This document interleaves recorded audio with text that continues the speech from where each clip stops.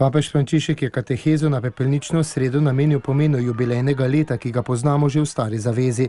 Med drugim je bilo predstavljeno kot vrhunec verskega in družbenega življenja izraelskega ljudstva.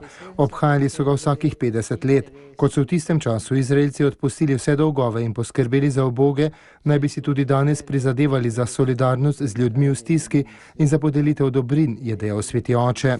V jubilejnem letu je ubogi dobil potrebno za preživetje, bogataš pa mu je vrnil, kar mu je vzel. Cilj je bila družba utemeljena na solidarnosti, kjer bi svoboda, zemlja in denar postali dobrine vseh in ne le nekaterih. Tako ne bi konkretno zaživeli bratstvo, poudarja Frančišek.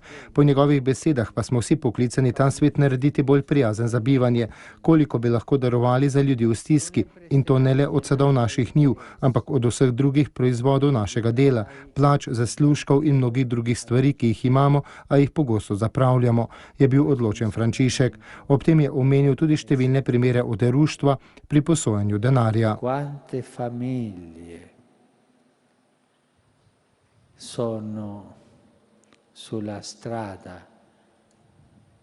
vittime dell'usura.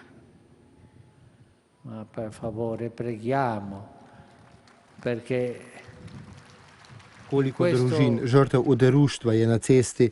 Lepo prosim, molimo, da bi v tem jubileju Gospod z naših src odtrgal željo po imeti več, da bi ponovno bili darežljivi. Koliko primerov oderuštva vidimo, koliko trpljenja in bridkosti prinašajo družinam. Opozoril je tudi na primere samomorov. Zgodi se namreč, da se ljudje iz obupa ubijajo, ker nimajo več upanja, ker jim nihče ne ponuja roke v pomoč, ampak samo roko za plačilo obresti.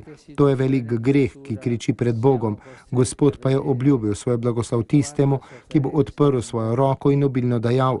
Dal ti bo dvojno, morda ne v denarju, ampak v drugih stvareh, a Gospod ti bo vedno povrnil dvojno. Ob sklepu kateheze pa je sveti oče dejal: svetopisemsko sporočilo je zelo jasno, pogumno se odpreti za delitev dobrin z drugimi. To je usmiljenje. Če želimo usmiljenje od Boga, ga najprej imejmo mi sami med seboj, med sodržavljani, med družinami, med narodi, med celinami.